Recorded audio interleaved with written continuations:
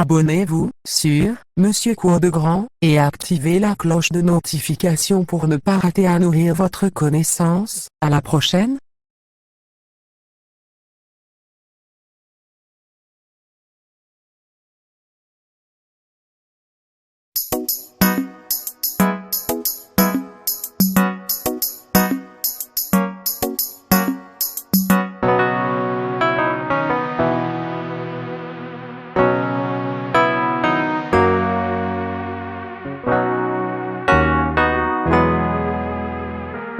Merci. Monsieur le Président, nous nous sommes vus mardi. Vous nous avez demandé d'être sincères, libres et transparents. Nous allons l'être. Vous pouvez compter sur nous. Je vais d'abord vous demander, vous, et vous inviter, Monsieur le Président, à faire tomber votre costume de président et à m'écouter en tant que frère et citoyen du monde et en tant que frère de la France. Je vous parle en tant que citoyen. Recevez et entendez mon message en tant que citoyen et en tant que citoyen du monde. Je vous demanderai de remettre le costume de président tout à l'heure. Mais pour le moment, il est à terre. Et donc, je m'appelle Cheikh Fall. Je suis africain, sénégalais. Jërëjëf. Je suis, Monsieur le Président, à la tête d'une organisation panafricaine qui est présente dans 40 pays. Une organisation qui regroupe aujourd'hui plus de 400 personnes et qui regroupe des acteurs de changement qui utilisent le numérique pour impacter et créer une nouvelle dynamique. Monsieur le Président, je suis de cette jeunesse africaine, engagée, motivée, contestataire, mais très réfléchie et très ouverte au monde. Je suis Cheikh Fall, je porte ma voix et je porte la voix des frères et sœurs d'Afrique et je porte la voix de toutes ces personnes qui, aujourd'hui, sont frustrées, mécontentes et très contestataires contre la France. Je porte la voix de ces personnes-là aussi à travers Internet qui nous insultent, qui nous traitent de moutons. Parce que tout simplement, on a accepté votre invitation, Monsieur le Président. On est venu dialoguer. Et derrière, on se fait insulter. On est venu réfléchir pour imaginer des lendemains. Et on se fait discréditer. Je vais vous dire pourquoi. Ces personnes-là qui, derrière le clavier, nous insultent, nous comprenons et entendons leurs insultes.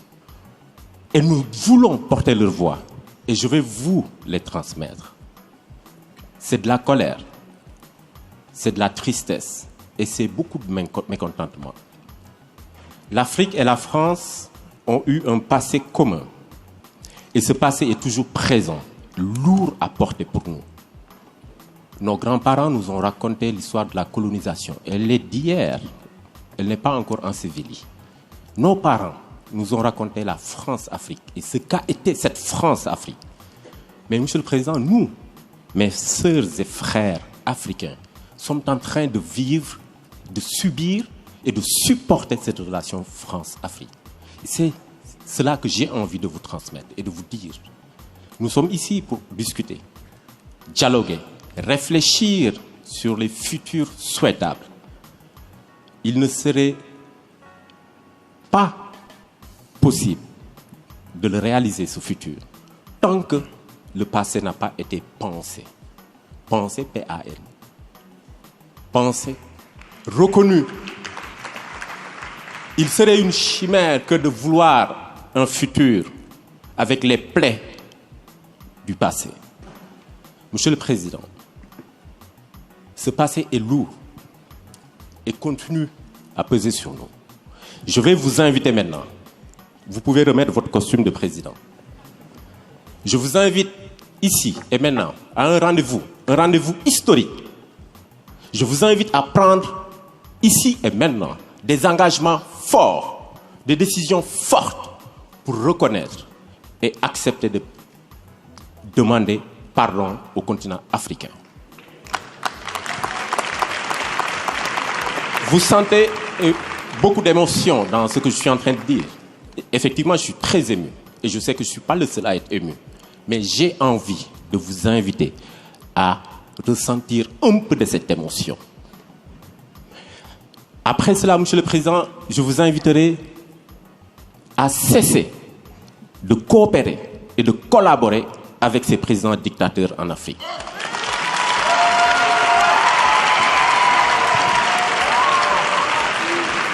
Monsieur le Président, toujours avec votre costume de président, je vous demanderai et vous inviterai à arrêter cette pseudo-coopération paternaliste. Programmez un dispositif de retrait progressif et définitif de vos bases militaires en Afrique.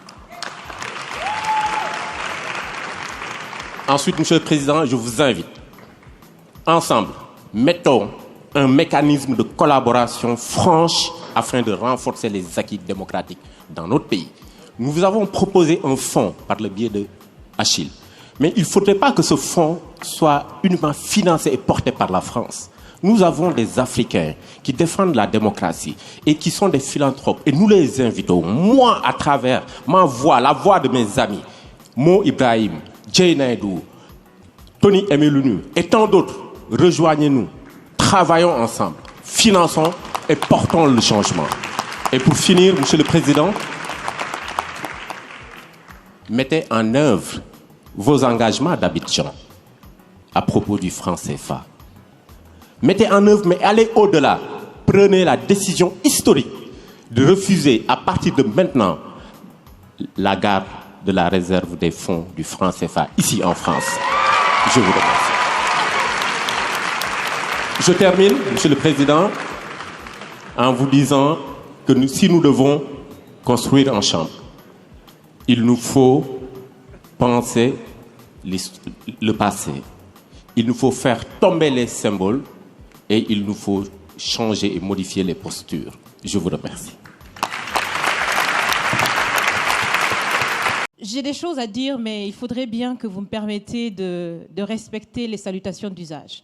Monsieur le Président, chers invités, chers Français, chers Africains, chers amis, Mesdames, Messieurs, et à tous ceux qui sont là aujourd'hui et qui nous suivent à travers les médias pour participer à cette conversation directe et surtout sans filtre, bonjour. Bonjour. Je suis Raïmwende Elda Kwama. Je suis africaine, je suis burkinabé, je suis intègre. Merci. Nul besoin donc de vous préciser que mon interpellation sera celle de la vérité, de la sincérité et de la franchise. Sans filtre, Monsieur le Président.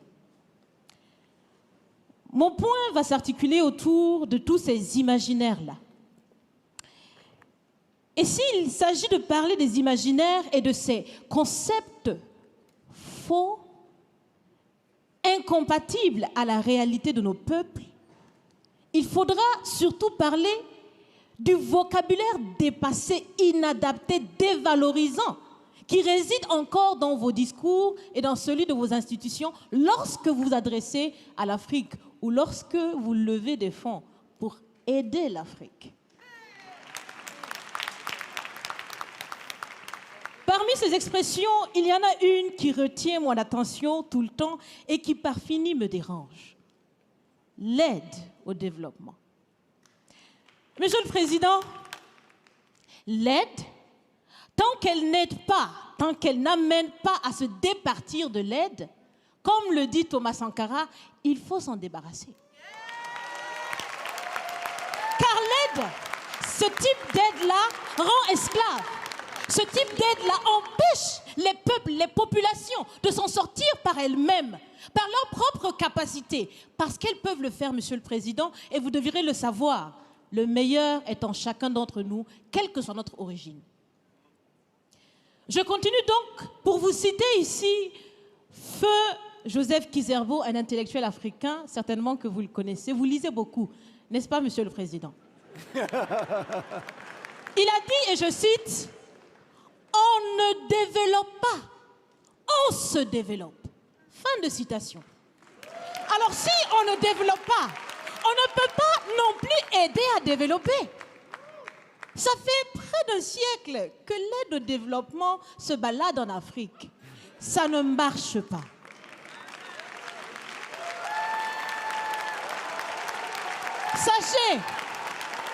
Sachez que l'Afrique se développera par elle-même, par le potentiel local et celui de la diaspora, et certainement dans l'interdépendance avec les autres nations de la planète, mais surtout à travers des collaborations saines.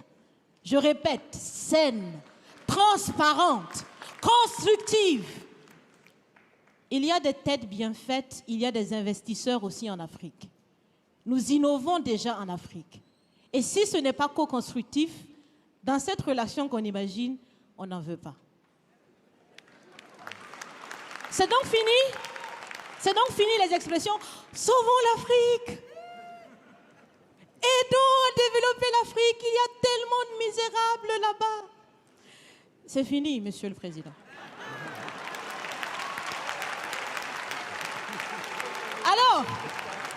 Alors, si on doit vivre ensemble, parce qu'il le faut à tout prix, ça sera dans l'interdépendance, je répète, mais surtout et aussi dans le respect et la valorisation des uns et des autres. Monsieur le Président, vous avez voulu ce sommet différent, vous nous avez appelés, nous, société civile, tout en sachant bien que tout ce qu'on peut faire, c'est dire ce qu'on pense. Vous êtes un président, vous pouvez prendre des décisions, que chacun prenne donc ses responsabilités dans ce sommet. Monsieur le Président, je vais vous proposer des actions concrètes. Est-ce que vous savez, je pense que vous le savez, l'AFD, l'Agence française de développement, fête bientôt ses 80 ans. C'est l'occasion de faire différemment. Changez déjà le nom, changez le fond. On l'a si bien dit, on veut des partenariats qui soient clairs, qui soient transparents, où nous aussi on peut parler, on a notre mot à dire, on peut aussi agir et on peut mettre aussi de l'intellect et des ressources financières sur la table de la discussion. Je vais finir parce que j'aime bien échanger avec Monsieur le Président. Mais je vais finir. Et je vous propose de visualiser avec moi ceci. Si la relation entre les pays d'Afrique et la France était une marmite, sachez qu'elle est très sale, cette marmite. Elle est sale de reconnaissance légère des exactions commises. Elle est sale de corruption. Elle est sale de non-transparence. Elle est sale de vocabulaire dévalorisant. Elle est sale, Monsieur le Président. Je vous invite à la recurer par des actions concrètes. J'ai déjà proposé des actions, commencez. Mes amis le feront aussi. Si vous refusez de la laver, si vous voulez quand même préparer là-dedans, je ne mangerai pas. Nous ne mangerons pas. L'Afrique ne mangera plus. Le repas. Écoutez. Le repas.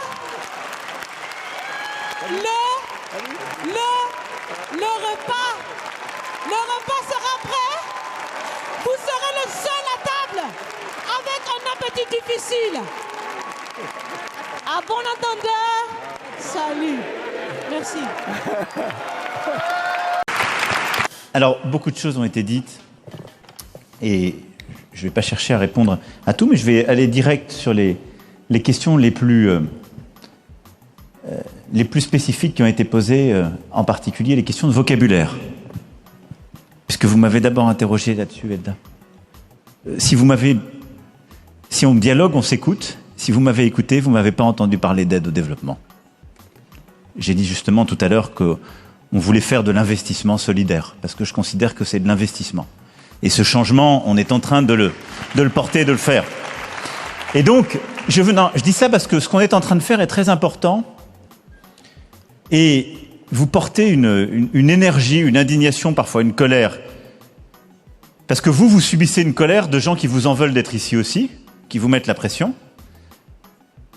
Mais c'est la vérité, vous l'avez dit à juste titre. Mais je ne voudrais pas non plus que vous vous mettiez à me reprocher tout ce que les autres ont pu faire ou font à côté, mais que j'ai décidé de ne plus faire moi. Parce que j'aurais le même sentiment d'injustice que vous. Donc, je partage totalement votre clarification sémantique. Je ne parle pas d'aide et je ne pense pas qu'on va développer quelqu'un ou développer un continent. Je pense que vous savez beaucoup mieux que moi, et vous l'avez d'ailleurs montré avec beaucoup d'énergie, ce qui était bon pour votre pays, ce qui était bon pour votre continent. Notre objectif, c'est de plus en plus d'accompagner des projets, de permettre par un partenariat de les faire. Donc on parle plutôt d'investissement solidaire maintenant. Et pour être très concret, oui pour changer le nom. Parce que je pense que ça le traduit.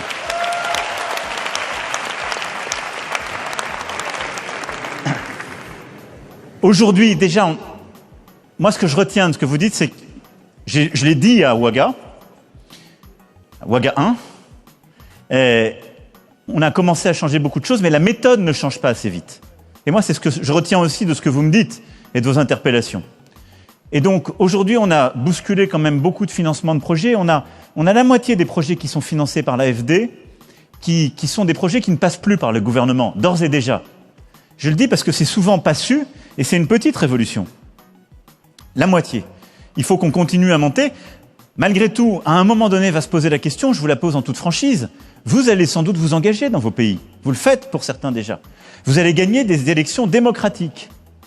Ce que j'espère, on fera tout pour les accompagner. Le jour où vous serez des dirigeants démocratiquement élus, vous me direz, président de la République, pourquoi vous n'aidez pas des projets que moi je porte?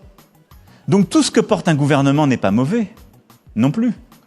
Le tout, c'est que ce gouvernement soit l'émanation d'un processus démocratique reconnu. Je dis ça parce que je ne voudrais pas qu'on tombe de l'autre côté du cheval. Et que vous aurez tous à évoluer aussi, et qu'on aura à faire évoluer des systèmes. Il y a aujourd'hui des pays d'Afrique où les gouvernements sont démocratiques, respectent les règles, portent des vrais projets et on les accompagne. Et je l'assume totalement. Et il y a des projets qui ne sont pas portés par les gouvernements. Il y a des gouvernements avec lesquels parfois on durcit le ton. Certains d'ailleurs vous en venez. Et dans ces gouvernements, dans ces pays-là, on décide plutôt de financer des projets qui sont portés par la société civile. On va le faire de plus en plus, mais je ne voudrais pas qu'on tombe dans des caricatures, parce qu'il y a aussi des gouvernements en Afrique qui sont démocratiquement élus, qui ont le droit de porter des projets et de demander un investissement solidaire de la France ou de l'Europe. Ça, c'était mon point. Donc oui pour changer le nom, oui pour changer les termes, parce que je partage ce que vous avez dit et je l'ai moi-même défendu. Alors après, peut-être que pour les gens, ça n'a pas été clair, cette histoire de marmite, même si ça a suscité beaucoup d'enthousiasme. Oh si, c'était très clair. Donc, je vais essayer de redire où on en était de notre débat ensemble. Parce que je suis d'accord, je pense qu'il faut laver la marmite. Mais si vous êtes honnête avec moi, ce que j'ai dit, c'est on ne changera pas la marmite et il y aura toujours des traces. Et ça va faire le lien avec la question sur le pardon.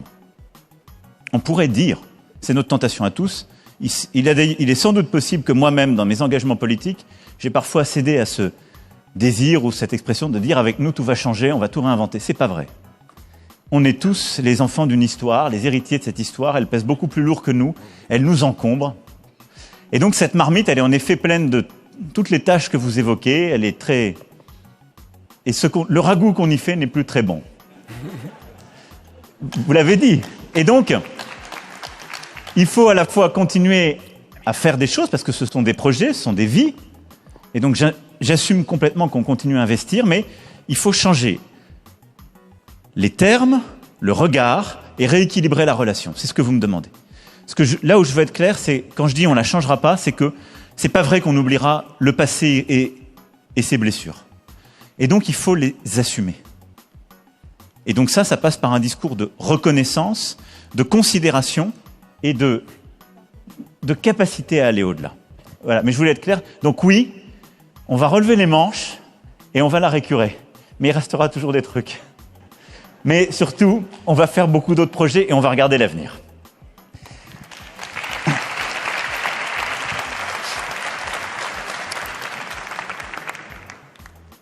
J'ai été interpellé sur la question du pardon.